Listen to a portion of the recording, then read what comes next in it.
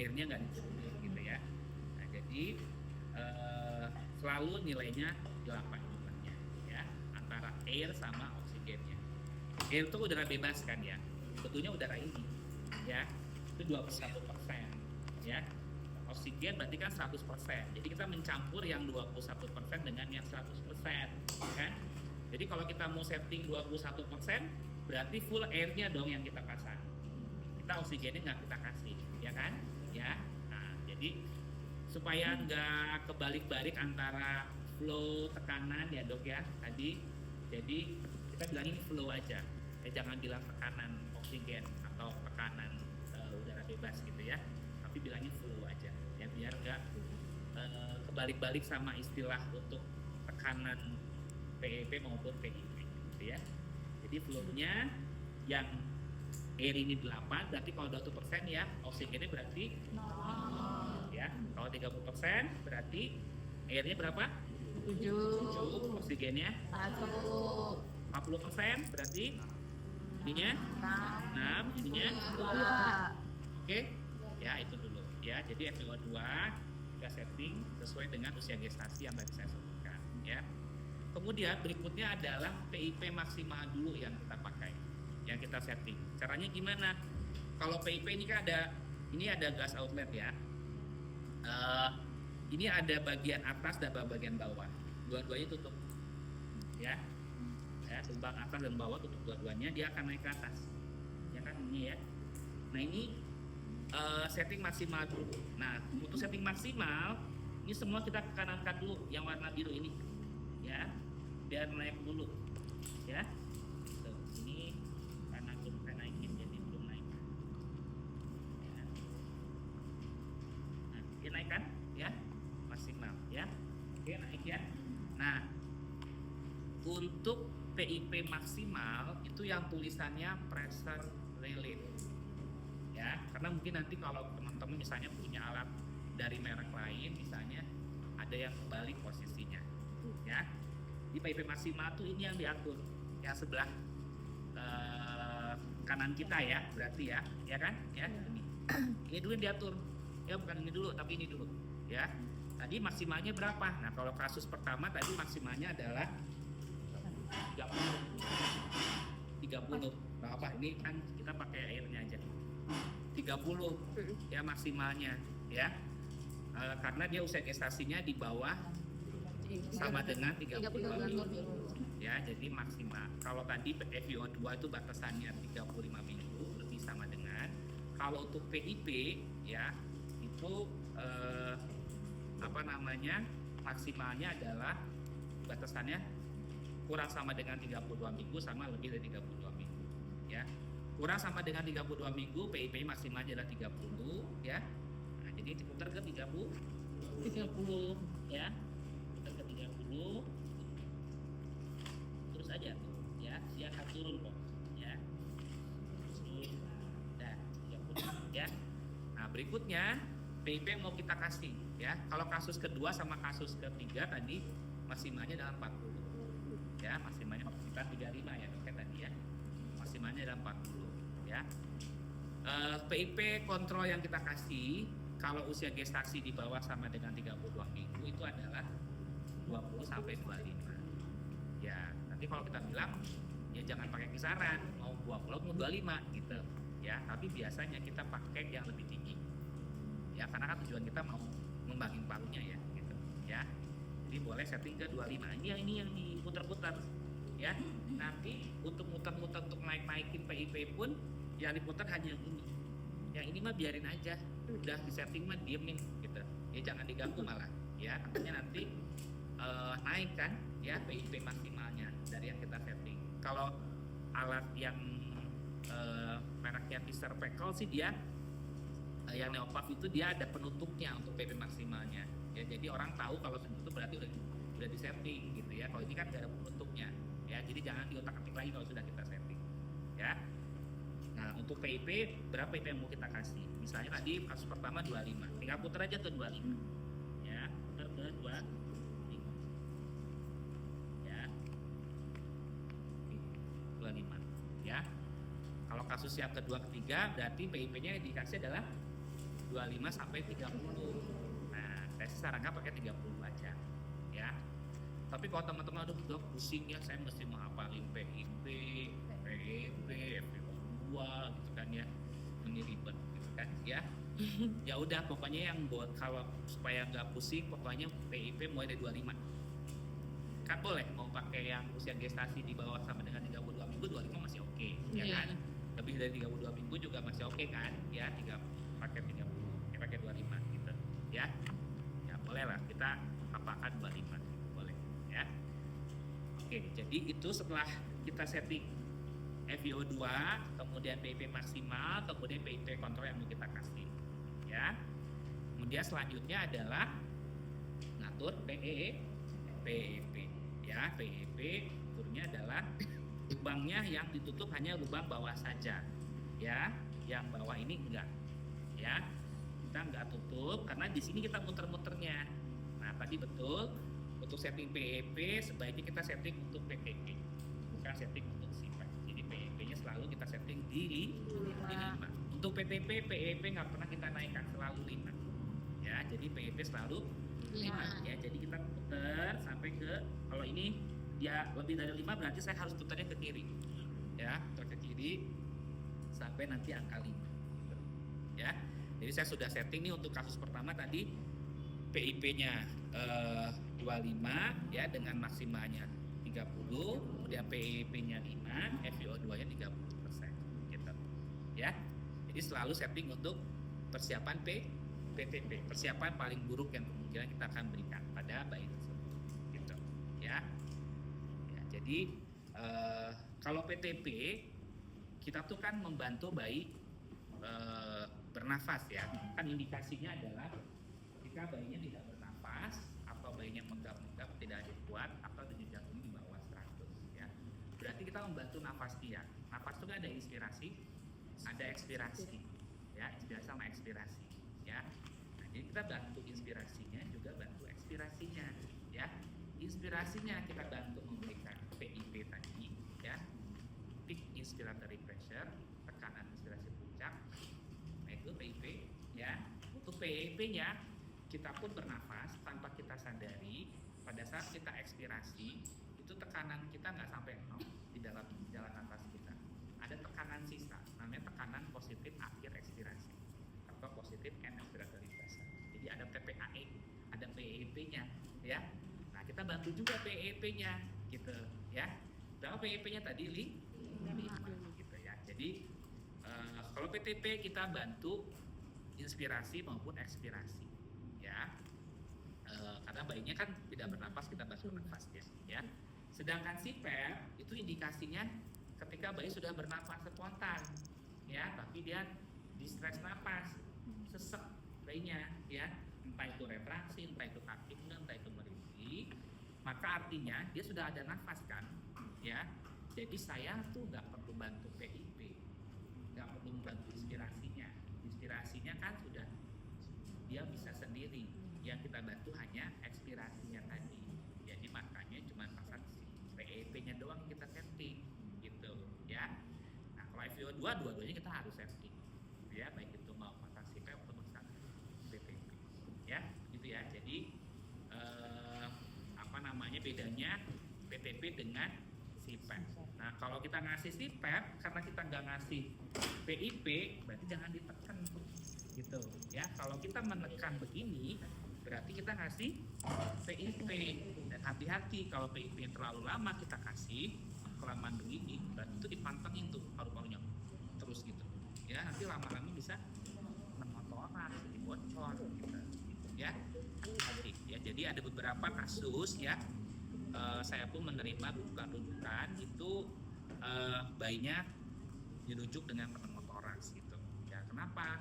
Mungkin pada saat tadi ya bisa saja PTP-nya kurang memperhatikan tekanan-tekanan yang diberikannya gitu ya, atau mungkin tadi dokter Eki sudah bagus pada saat mau merujuk dievaluasi lagi bener nggak PEP-nya, jangan-jangan PEP-nya jadi naik ke 8 atau jadi naik ke 9 misalnya gitu kan ya. Hati-hati dulu kita turunkan barangkali supaya tidak terjadi hal jadi pada saat dalam perjalanan ya. Jadi memang harus perhatikan tekanan ini ya, jadi jangan juga berlebihan kita kasih ya. Oke ya, jadi itu ya untuk setting apa alat ya. Ternyata kita masih ngobrol di sini ya. Oke, saya usahakan jam 12 selesai ya. Oke, jadi pada saat bayi lahir ya, pada saat bayi lahir itu saya sengaja tadi saya tidak bilang bayinya bagaimana. Sebetulnya saya minta supaya dokter sebagai leader tuh nanya ke saya, bagaimana usaha nafasnya, bagaimana tonusnya. Ya, jadi jangan ujuk-ujuk langsung dilakukan langkah awal gitu kan ya. Misalnya kasus tadi pertama kan dokter langsung kasih langkah awal kan, gitu. Padahal bayinya bugar ya kan, tadi saya bilang gitu kan, geraknya aktif. Perlu nggak langkah awal kalau itu? Nggak perlu di sini ya kan ya. Kita lakukan langkah awal kalau bayinya prematur, kalau tidak ada usaha nafas atau usaha nafas tidak adekuat, dan atau tonusnya jelek ya. Jadi 3 itu ya. Kalau dia nggak prematur, kalau dia nggak usaha nafasnya ada gitu ya, kemudian dia tonusnya bagus, kita nggak perlu langkah awal ya. Nah, paling nilai kan ya, nilai tanda vitanya, kemudian kita bisa langsung IMD kan ya kan kalau dia stabil gitu ya. Tadi kalau kasus yang kedua tadi agak lama sebetulnya dari bayinya lahir di IMD gitu. Ya, jadi harusnya segera lakukan perawatan rutin tentunya ya gitu. Oke ya, apa ini kan kita sedang namanya juga di depan teman-teman juga yang dan sebagainya ya, salah ya. Oke, tapi tadi jadi saya ingin tahu dokter tahu nggak apa yang mesti dokter nilai gitu ya. Tadi belum ada tuh yang nanya ke saya begitu lahir, bagaimana usaha napasnya dok, tonusnya bagaimana. Nah jadi harus seperti itu. Jadi yang kita lihat pertama adalah itu ya. Kemarin waktu ojit yang sebelumnya apa ini nilai Apgarnya berapa dok? Wah, langsung hitung Apgar, kita nggak usah mikir-mikir Apgar dulu ya. Apgar mah banyak kan poin-poinnya ya, pokoknya lihat aja napas nggak sama tonusnya gimana. Begitu dia nggak nafas, tonusnya jelek, lakukan langkah awal ya, lakukan langkah awal ya. Jadi itu ya, jadi untuk kasus kedua sebetulnya tadi harusnya langsung perawatan rutin ya kan ya, tidak perlu langkah awal sebetulnya, tapi tentu nanti dipantau tanda vitanya ya. Bahkan mungkin untuk yang kedua tadi kita boleh melakukan nilai core cramping karena kondisinya bugar kan ya. Jadi itu boleh ditunda pengembangan tali pusatnya ya, selama kurang lebih 2 menit baru kita potong ya, karena bayinya bugar ya. Kemudian setelah itu kan kalau ternyata dia kasusnya pertama sama kasus ketiga memang bayi tidak bugar, jadi tidak ada usaha napas sama tonusnya jelek, maka kita lakukan langkah awal ya. Secara keseluruhan sebetulnya langkah awal ini dikerjakan secara simultan ya. Kalau Bu Bidan mungkin suka pakai singkatan jarikan ya, jaga kehangatan atau posisi stabilisasi, keringkan stimulasi atau posisi kembali nilai gitu kan ya, atau mungkin HP bekas gitu ya, boleh apa aja ya, terserah. Yang penting teman-teman tahu apa aja yang mesti dikerjakan gitu kan ya. Tapi sebetulnya urutannya bukan harus seperti itu gitu ya, itu dikerjakan semua bareng-bareng ya. Tapi ada beberapa kasus tertentu yang kita harus memperhatikan langkah mana dulu yang harus dikerjakan. Nah, kasus pertama itu adalah bayinya kecil ya. Jadi untuk bayi usia gestasi di bawah 32 minggu, di bawah 1,5 kg, maka kita harus bungkus plastik dan topi ya. Jadi begitu bayinya lahir ya, itu tempatin langsung bungkus pakai plastik, langsung yang dibersihkan hanya daerah wajah dan kepalanya saja ya. Jadi tadi badannya gak usah dibersihin sebetulnya ya, jadi langsung bungkus plastik, yang dibersihkan hanya daerah wajah kepalanya saja, kemudian pasang topi langsung gitu ya. Dan ya udah, yang lainnya sih kerjaan secara simultan tetap gitu ya. Kalau memang bisa lendir itu pada alur yang sekarang ada dalam kurungnya ya, jika perlu. Jadi nggak semua harus dikerjakan pembersihan jalan nafas itu. Kalau bayinya nangis gitu ya, terus tidak ada bunyi kayak brrr gitu ya, nggak ada yang menyumbat saluran pernapasannya, nggak perlu kita lakukan pembersihan lendir. Jadi nggak mungkin kita kerjakan gitu ya. Jadi keringkan stimulasi, kemudian baru kita nilai. jadi cepet gitu prosesnya, ya. Sedangkan kasus yang ketiga itu kita apa kira-kira kasus tadi yang saya bilang? Kemungkinan sindrom aspirasi mekonium ya kan, MAS ya gitu. Nah itu justru yang harus dibersihkan kita ada pembersihan jalan nafas, ya. Jadi bukan saya kan tadi bilang tuh ada ketuban di wajahnya, saya bilang gitu kan, ya gitu. Dan tapi tetap seharusnya dokter tanyakan ke saya bayinya napas atau tidak, kondisinya bagaimana. Karena kan walaupun dia MAS, kalau dia bayinya bugar maka terdapat langkah awal seperti itu juga gitu, ya.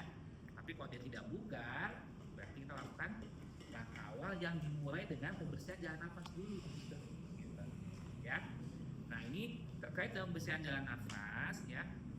Pada saat kita juga persiapan alat menyesuaikan dengan kasusnya. Kasus yang pertama, kalau kita menggunakan alat suction harusnya pakai nomor berapa suctionnya? Nomor 6 ya, yang warna hijau biasanya, ya. Kasus 2 mungkin yang nomor 8 yang warna biru, ya. Kasus 3 yang sinus mekonium itu harusnya pakai yang lebih besar, ya, nomor 12 yang warnanya putih gitu, ya. Jadi itu aja mesti kita perhatikan, ya. Jadi bersihkan jalan nafas dulu. Kalau tadi kasusnya dia tidak bugar, ya, bersihkan jalan nafas tuh nggak usah terlalu dalam, juga hanya daerah rongga mulut saja sama hidung mungkin sekitar 2 cm, kemudian dalam, ya. Kemudian setelah dilakukan pembersihan jalan nafas, yang lainnya kerjakan secara sempurna, gitu, ya.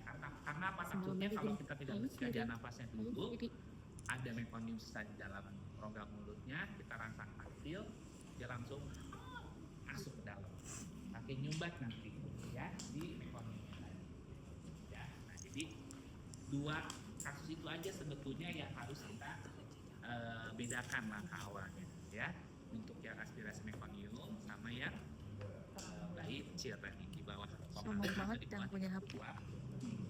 ya. Oke. Nah jadi itu langkah awal. Kemudian setelah selesai langkah awal tadi kan upload posisi kembali dan nilai, ya. Nah ingat, ini tadi saya melihat teman-teman belum sistematis nih dalam penilaiannya, ya.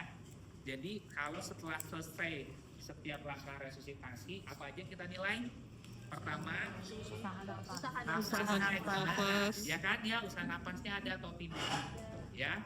Kemudian yang kedua adalah denyut jantungnya berapa, ya kan, ya. Yang ketiga adalah saturasinya.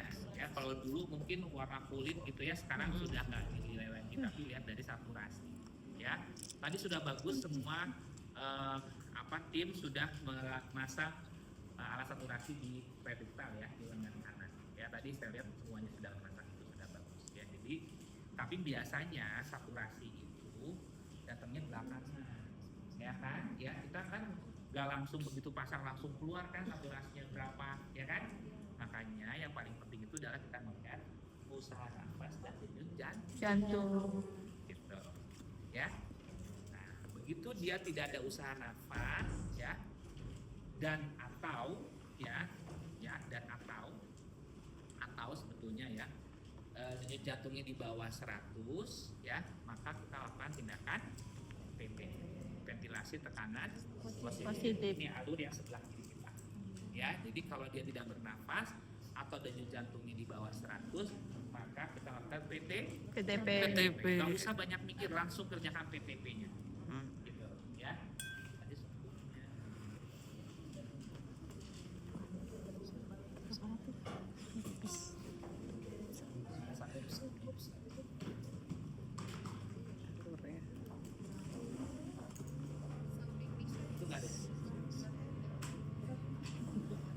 Oke, jadi kita lakukan PTP, ya, ventilasi tekanan positif, ya.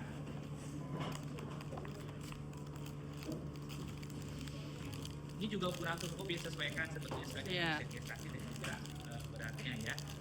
Oke, jadi kita kerjakan PTP, ya. Nah, PTP itu yang paling penting adalah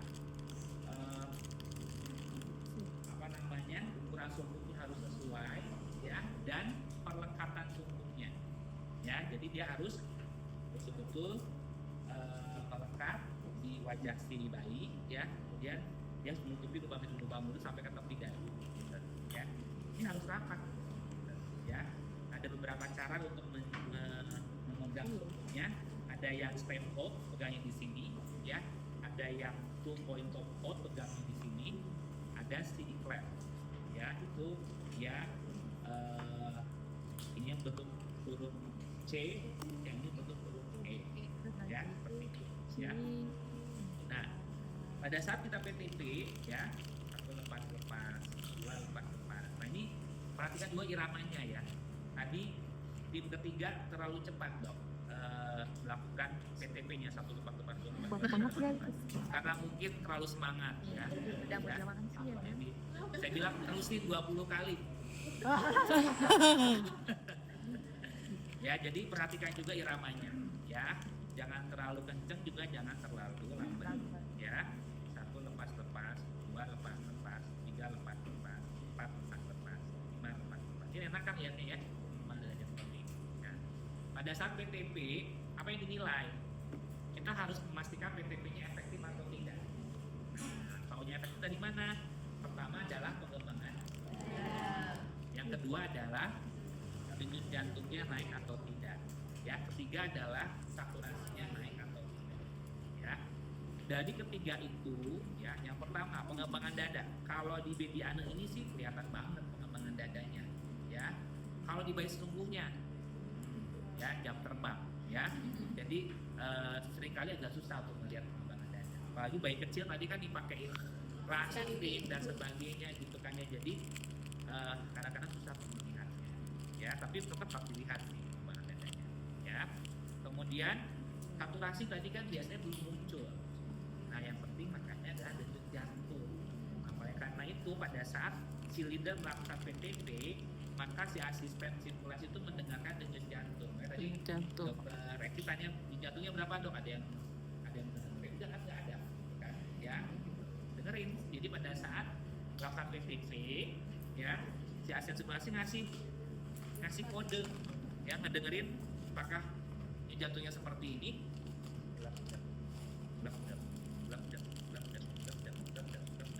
Nanti dia naik di jantungnya, artinya berarti PTP sudah efektif, ya. Tapi kalau misalnya bunyinya seperti ini,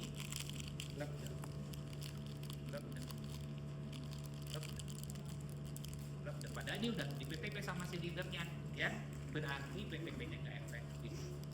Kalau PTP tidak efektif, maka kita lakukan langkah koreksi SRIB PA, ya, SRIB atau stripta.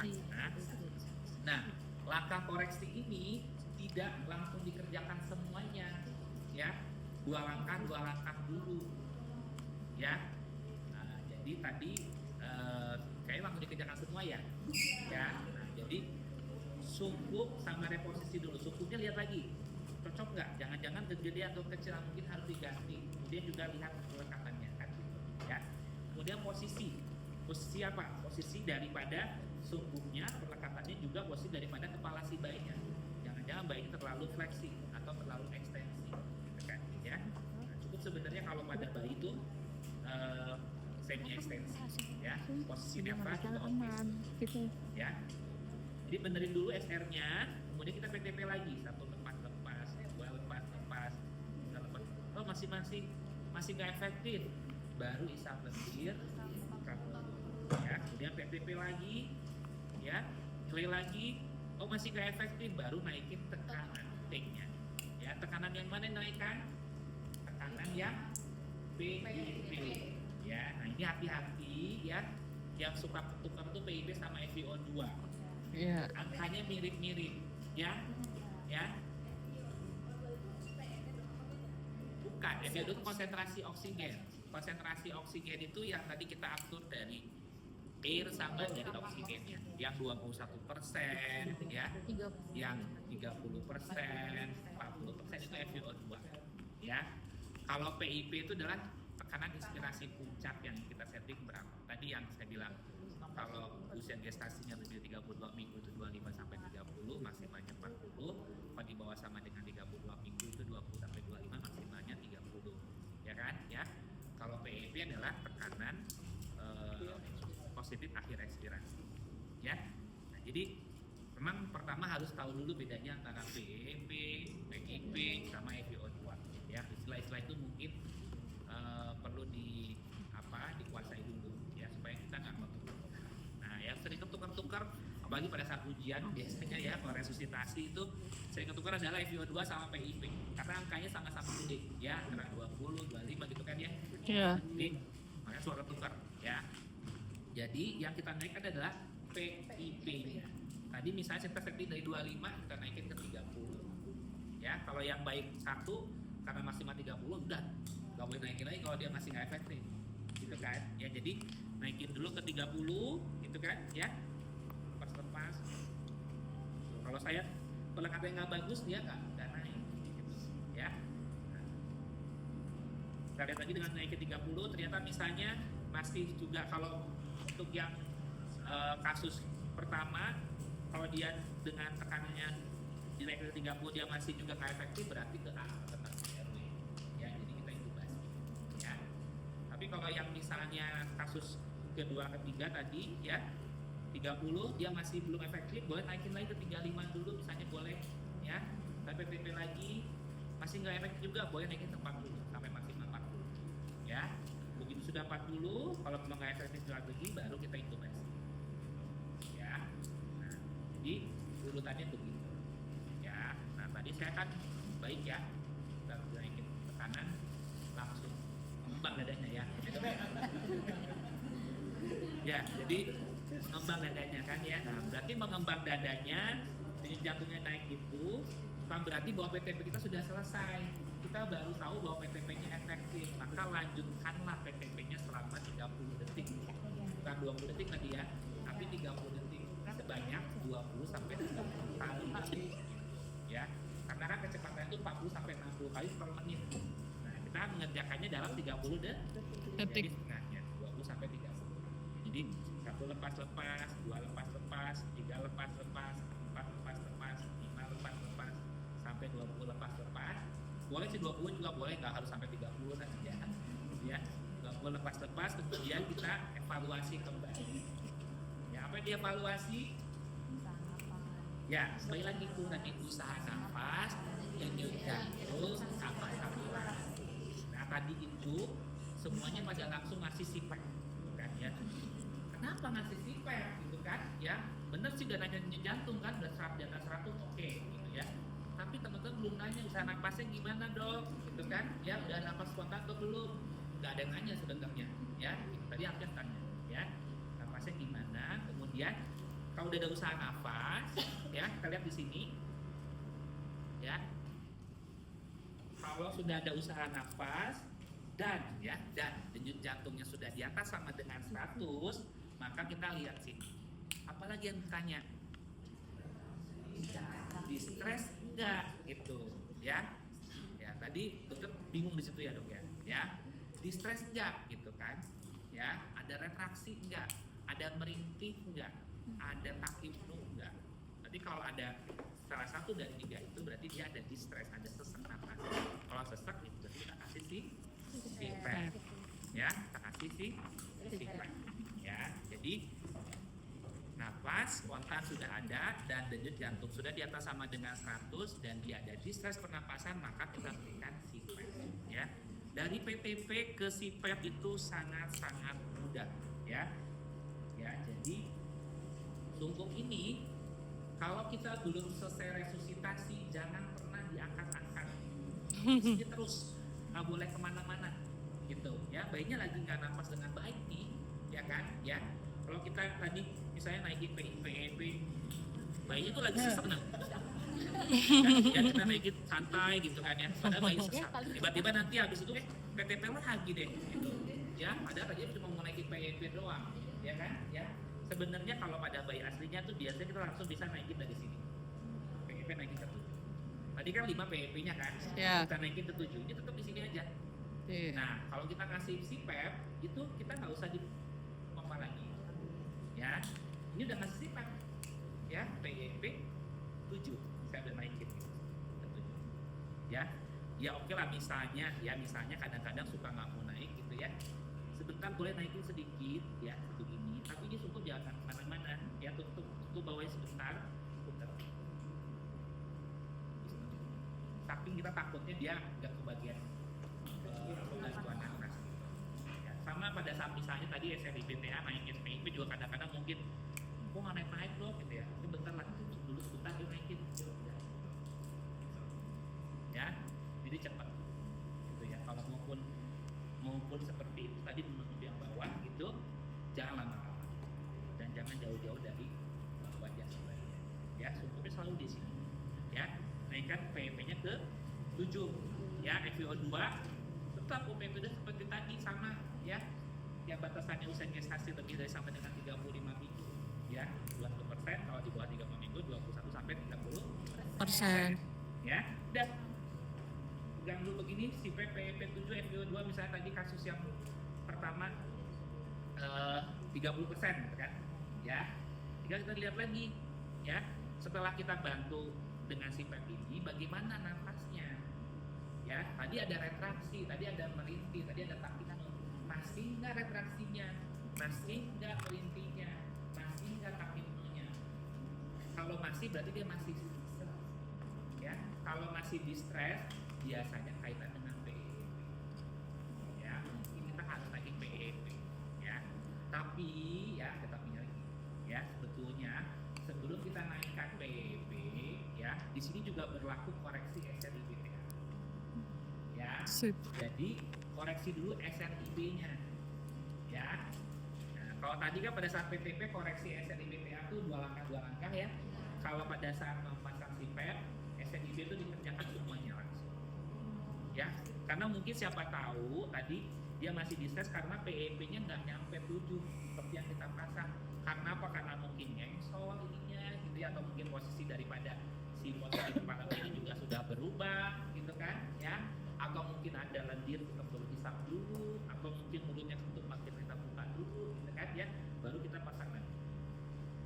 Oh sudah dikoreksi SRI-B-nya masih sesak juga, baru P ya kan, tekanan naikin. Tekanan yang mana? Tadi kan sudah kita bahas di awal.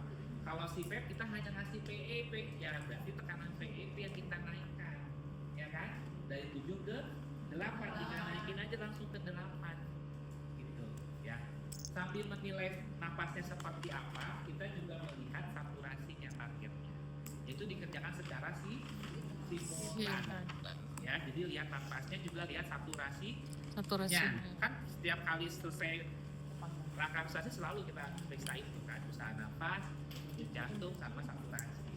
Jadi lihat kalau ternyata tadi misalnya di tes pernapasan juga kemudian saturasinya tadi 4 menit masih 60% misalnya gitu, berarti kan juga belum tercapai. Boleh langsung sekalian dinaikkan juga FiO2-nya gitu ya. Bisa dari tadi bisa dari 30 naikin ke 40% ya. Jadi kalau saturasi biasanya kaitannya dengan kenaikan FiO2 gitu ya. Bagaimana cara naikin FiO2 tadi udah dibahas ya. Kalau 30% pakai mixed berarti airnya 7, oksigennya 1. Kalau 40% berarti airnya 6, oksigennya 2 ya. Jadi kalau sudah dengan si PPP8 FiO2 sudah 40%, bayinya masih sesek, saturasinya masih belum tercapai, berarti dia gagal CPAP. Kalau kondisi tadi dokter belum gagal CPAP karena PEP-nya masih 7 ya kan, saya maunya dokter naikin dulu PEP-nya baru dokter intubasi gitu kan ya. Jadi ternyata sudah naikkan PEP dia bagus kan, nggak usah diintubasi jadinya ya. Nah, saya kalau ngasih kasus buat puskesmas nggak akan saya kasih intubasi kecuali kalau memang terpaksa gitu ya. Kenapa ya? Boleh diskus Pak. Kenapa? Ya, jadi oksigen itu buat bayi itu toksik, racun ya. Makanya kalau terlalu tinggi bukannya bagus. Makanya tadi saya tanya saturasi 100% nggak diapain tuh, harusnya dokter turunin FiO2 ya. Saya nggak mau saturasi bayi saya 100% ya. Kalau saturasi sampai 100% saya gatal pengen nurunin FiO2 gitu. Sampai kalau udah 21% ya udah nggak apa, tapi sebisa mungkin kalau kita masih bisa turunin FiO2 nya turunin dulu gitu. Sampai dia nggak turun lagi gitu ya, sampai target saturasi tercapai.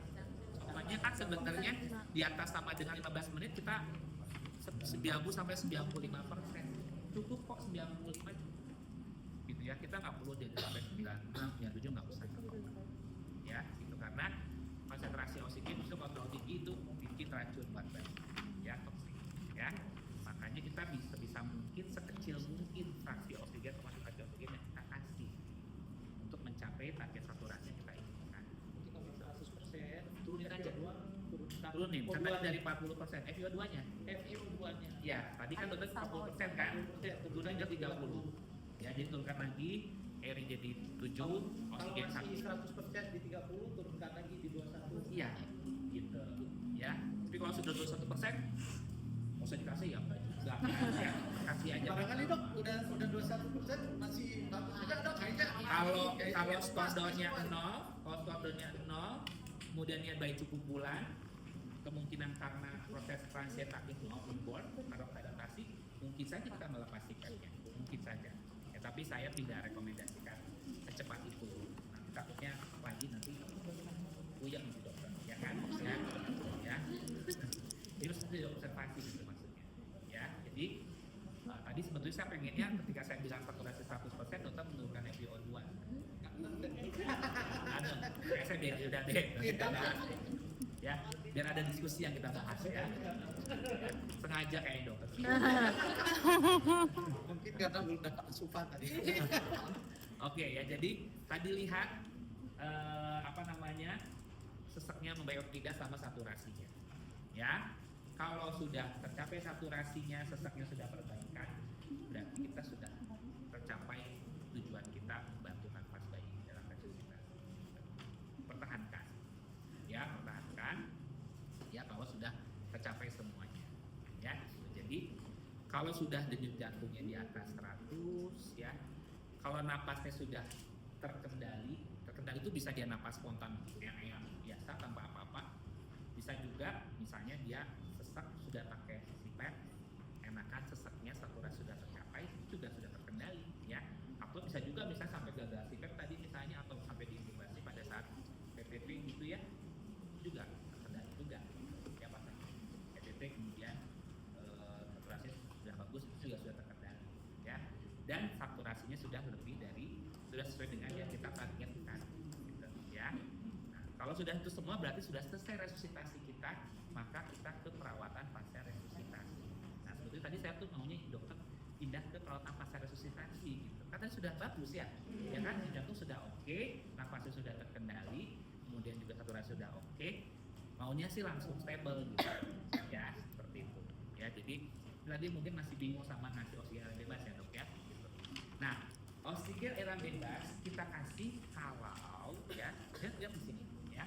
Kalau napas spontan sudah ada dan denyut jantungnya sudah di atas sama dengan 100 dan tidak ada distres napas, ya, tidak ada retraksi, tidak ada merintih, tidak ada takikardia, baru kita lihat sianosisnya baiknya, ya kan, ya. Kalau baiknya sianosis tapi dia distres, tetap jawabannya CPAP, ya kan, ya kan. Tapi kalau dia tidak distres tapi dia hanya sianosis, ya, maka kita berikan oksigen aliran bebas. Ya, jadi jangan bingung, ya. Saya mau ngasih CPAP, ngasih oksigen bebas jadi gitu. Hanya gara-gara saya bilang bayinya sianosis, gitu, ya. Gitu. Jadi kita kasih oksigen bebas kalau ternyata dia bayinya tidak distres tapi dia ada sianosis, ya. Tapi ini Bu ada catatannya di bawah nih, ya, dalam kurungnya. Pertimbangkan CPAP kalau bayinya prematur, ya. Kalau istilahnya guru saya Prof. Rinawati, jangan main-main sama bayi prematur, jangan kepedean sama bayi prematur, ya. Oh bayinya bagus kok, napasnya ada 30 minggu tadi ya, 1,2 kilo gitu kan ya. Taunya habis itu napasnya bukan gitu, ya. Kalau kayak gitu kita kadang-kadang juga ngasih yang namanya early CPAP. Walaupun dia bayinya bagus, tetap kita kasih dulu, gitu, ya. Nah, pada bayi prematur tuh seringkali juga mungkin dia birunya itu juga karena pengembangan parunya belum adekuat banget, gitu. Makanya mungkin pertimbangan untuk ngasih CPAP dulu, ya, gitu. Bagaimana ngasih oksigen bebas? Tadi bingung juga, ya. Jadi caranya adalah kalau oksigen bebas itu kalau dokter menggunakan ini misalnya ya, gitu ya, naikkan FiO2-nya ke 100%. Berarti kalau gitu berapa airnya? No.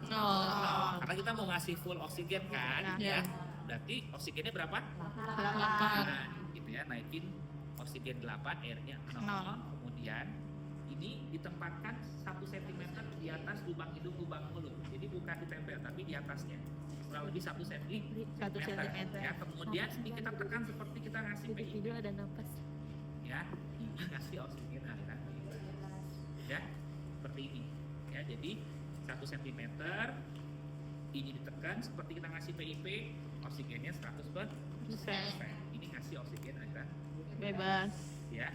Atau juga boleh dokter mau pakai ini aja nih, ya. Ini kan 100% kan? Ya. Kita kasih aja 5 tuh sampai 8 liter. Ini dikepit antara jari telunjuk sama jari tengah, ya. Kemudian ini sama ujungnya 1 cm di atas lubang mulut, kemudian jari-jari yang lainnya menutupi seperti ini. Ini sudah ngasih oksigen bebas. Ya. Ini sebenarnya adalah hiperoksiates. Ya, jadi kalau bayi itu masalahnya di paru-paru, dia mungkin akan membaik, gitu kan ya, signifikan dari diagnosis tadi, kemudian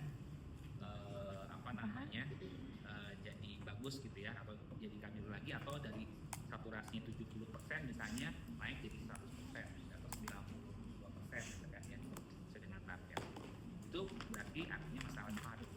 Tapi kalau misalnya nggak naik ya saturasinya atau dia nggak berubah tetap biru ya, hati-hati kemungkinan penyakit jantung. Masalahnya masalah jantung ya. Kalau masalah jantung gimana? Mau sampai kapan kita ngasih oksigen bebasnya? Sampai nakesnya pingsan. Enggak ya. Jadi langsung aja kasih oksigen. Ya, kasih oksigen nasal. Kalau bisa sih sebenarnya ngasih oksigen yang kalau ada yang flow-nya kecil ya, kasih yang 0,3 kalau bisa. Karena biasanya ya 0,3 tuh masih aman lah, belum terlalu toksik buat bayi. Ya, tapi kalau sudah di atas 0,3 tuh udah lumayan toksik sebenarnya. Tapi kalau belum punya, ya kasihlah 0,5. Ya, kasih oksigen 0,5. Ya pastinya kan nanti stabilisasi kemudian. Ya. Oke. Jadi sebetulnya untuk resusitasi itu hanya 3 bantuan napas yang harus kita pilih. Ya, apa dok? Nah, kalau oksigen stabil kan tadi keduanya kan lebih lambat dok ya. Airnya 0. Nah, boleh nggak dok kalau kita nggak pakai mesin mixer? Boleh. Kayak tadi. Langsung pakai apa namanya? Katakanlah oksigen kano kalau oksigen. Iya boleh. Tapi pakai kayak gini tadi. Nah ini saya kasih contoh tadi yang Nggak langsung. boleh pakai ini ya. Tinggal isang. Jangan dulu kan kita sebenarnya mau ngasih mau hyperoxiates aja, ya kan? Kalau kita bagus nanti kan itu kan nggak usah kasih lagi, gitu ya. Nanti kalau kita perlu kasih karena kita curiga di PCP baru kita kasih oksigen. Ya. Jadi mendingan Kalau merujuk nanti bawah itu juga kan lumayan ya. apanya? Ngerujuk ngegendong itu dengan oksigen bebas kan? Kan kalau dokter bukan ngasih CPAP, nggak usah pakai ini. Ya, pakai nasal aja oksigen biasa, tapi 0,5 kan paling tinggi. Ya, dokter kan akan bawa ini kalau dokter kasih CPAP. Ya, tapi tetap dibawa ya, tengah jalan dia sesak nanti dia bisa pasang. Ya, tetap dibawa ininya maksudnya. Ya, walaupun misalkan dokter ngasih merujuk karena PJB misalnya gitu ya, kecurigaan PJB, tetap dibawa ininya. Ya, ya. Oke. Nah, jadi hanya 3 sebetulnya yang kita mesti pilih bantuan atasnya. Apa aja? PTP, CPAP, atau Oksigen udara aja. Ya, makanya satu malam-malam kalau ditelepon sama dokter Barlian juga saya bisa begitu jawab udah CPAP aja dok. Gitu. Ya, karena tahu prinsipnya. Ya, kapan kita kasih PTP kalau distress pernapasan tidak bernapas kalau dia tidak bernapas atau dia pegang-pegang atau nafas tidak adekuat atau denyut jantungnya kita kasih PTP. Kapan kita kasih CPAP? Kalau sudah ada usaha nafas, ya kan ya, dan denyut jantungnya sudah lebih sama dengan 100, tapi terdapat distress pernapasan, ya kan ya. Nah, kalau kayak gitu kita nanti ingat terus sama alur ini, ya kan, ya. Maka kita berikan CPAP. Ya. Kapan kita ngasih oksigen bebas? Kalau sudah ada usaha nafas dan denyut jantungnya sudah lebih dari sama dengan 100, tidak ada distress pernapasan, tetapi ada sianosis, maka memberikan oksigen agar itu pun untuk bayi yang 7 bulan. Kalau prematur pertimbangkan untuk memberikan CPR. Gampang kan ini? Tadi saya sejam lebih itu ngomong cuma itu doang sebenarnya. Ya. Selain langkah awal tadi itu 3 pilihan tadi. Kita mau ngasih PTP, mau ngasih CPAP atau mau ngasih oksigen dan ya, cuma itu aja yang kita mesti. Setelah itu kita ke perawatan pasca resusitasi kalau sudah tercapai semuanya. Kita melakukan stabilisasi tadi ya. Tesnya adalah sebenarnya stabilisasi juga sama, itu dikerjakan secara simultan. Ya, jadi nggak gula darah dulu, temperatur gitu, nggak gitu. Sebenarnya kerjain semuanya langsung. Maka supaya kita nggak lupa dan sistematis, makanya pakai tingkatan stable. Ya, gula darah dulu, temperaturnya berapa, RWM kan lihat dari spot down-nya, blood pressure tadi, periksa CRT-nya, gitu kan ya. Kemudian laboratorium kita periksa darah rutin untuk lihat apakah perlu lanjut atau tidak, ya. Kemudian emosional support dikasih kepada keluarga. Ya, tadi memang kelompok 3 belum melengkapi stable-nya, ya. Ya, oke, jadi stable setelah itu baru accept, ya. Accept itu transport kalau kita mau lakukan rujukan, maka kita supaya sistematis juga gitu ya, pakai tingkatan accept tadi. Ya, jadi apa nih assessment kita? Kontrolnya gimana ya? Kalau dia distress pernapasan dia termasuk gangguan napas yang mana? Kalau pakai CPAP berarti kita tuliskan CPAP-nya menggunakan single nasal prong gitu kan ya. Jangan lupa kalau pakai single nasal prong berarti dipasang juga OGT ya. Tadi belum ada yang pasang OGT. Tadi dokter Eki sudah nyuruh asistennya buat pasang OGT. Saya tadi menunggu mana pasang OGT yang nggak dipasang juga ya gitu ya. Jadi dipasang jangan lupa ya, karena kalau ini kan kita ngasih lewat nasal kan ya, jadi pasti ada sebagian ke lambung. Kalau nanti kita nggak pasang OGT nanti nggak ada dekompresi ya, jadinya numpuk di dalam saluran cernanya si udaranya sebagian gitu. Itu nanti juga berisiko berkomplikasi jadi racun tadi ya. Nah, racun oksigen itu apa aja yang bisa komplikasinya? Pertama perdarahan otak, itu yang paling berat ya. Jadi bayinya ada perdarahan di otaknya, akhirnya bayinya mungkin selamat, tapi bayinya hidup dengan cerebral palsy, ya gitu. Kemudian apalagi kalau bayi prematur seringkali bisa bikin buta, ya, retinopathy of prematurity, ya, itu terjadi pada Putri Aryani, ya. Nah, itu dia prematur yang mungkin pada saat kita belum terlalu memperhatikan ya mengenai operasi oksigen, jadi dia kena matanya, ya. Kemudian juga ke usus apa bikin namanya necrotizing enterocolitis, ya, radang usus. Biasanya pada bayi prematur mungkin terjadinya nggak pada saat itu, nanti di usia 2 minggu, 3 minggu. Jadi pada saat saya rawat di rumah sakit, awalnya bayinya udah oke-oke aja, tiba-tiba usia 1 minggu dia bermasalah gitu ya, minum nggak bisa, ya, perutnya kembung, UGT-nya coklatan atau hijau ya, BAB-nya nggak keluar dan sebagainya, gitu, ya. Kemudian juga BPD itu si paru-parunya tergantung sama oksigen, ya, sehingga dia harus pakai oksigen terus, gitu, ya. Jadi setelah dipulangkan nggak bisa nih turun-turun lepas oksigennya, akhirnya dipulangkan dengan menggunakan oksigen. Nah, jadi keempat hal tadi, komplikasi-komplikasi tadi kalau kita ngasih oksigen berlebihan pada bayi, ya, terutama pada bayi prematur, ya. Oke, jadi tadi accept itu tadi kontrol, kemudian berikutnya communication, ya, internal, eksternal, sama komunikasi dengan keluarga. E-nya adalah evaluasi. Tadi evaluasi itu tadi sempat misalnya hipoglikemi tadi belum dicek lagi ya dok ya hipoglikeminya ya, GDS setelah dikoreksi itu berapa sudah koreksi gitu kan ya, nanti dicek lagi di situ. Kemudian tadi misalnya hipotermi gitu ya, udah bagus nggak suhunya gitu ya. Kemudian P-nya adalah preparation and packaging, ya, itu biasanya mesti dipersiapkan kalau kita mau melakukan ya. Itu kalau bahasanya kemudian biasanya pakai apa? Bakso podo, ya kan? Ya, cuman mungkin kalau kita nggak pakai do, ya, nggak pakai donor darah kan ya, jadi bakso aja, ya. Kemudian baru T-nya adalah transportation. Kita mau transportnya pakai apa nih? Kalau teman-teman punya inkubator transport, ya silakan pakai inkubator transport. Ya ada yang punya nggak inkubator transport? Nggak ada. Ya. Kalau misalnya ada pakai, ya. Kalau nggak ada ya udah pakai metode Kanguru tadi. Nah tadi yang pertanyaannya, setelah dipasang metode Kanguru, boleh nggak dipasang lagi? Ya memang sebaiknya begitu, ya supaya yang bawa bayinya nggak malu dong gitu kan ya. Biasanya pakai kimono gitu ya. Pertanyaannya adalah kalau bayinya kecil tadi kayak kasus pertama, kan tadi pakai persisting. Ketika mau metode Kanguru plastiknya dibuka nggak? Plastik dibuka nggak? Enggak. Nggak dibuka. Prinsip metode Kanguru adalah skin to skin contact. Kalau plastiknya nggak dibuka jadi skin to plastik. Ya. Jadi dibuka plastiknya. Kalau mau pakai plastik boleh untuk nutupin bagian belakang. Gitu. Ya, jadi bagian dadanya sih dibuka. Ya. Karena kan tujuannya sebetulnya metode Kanguru tuh seperti inkubator. Ya. Inkubator kan, tapi kita harus kalau kita mau ngatur suhu tubuh bayi kan mesti kita setting kan inkubatornya ya, settingnya berapa.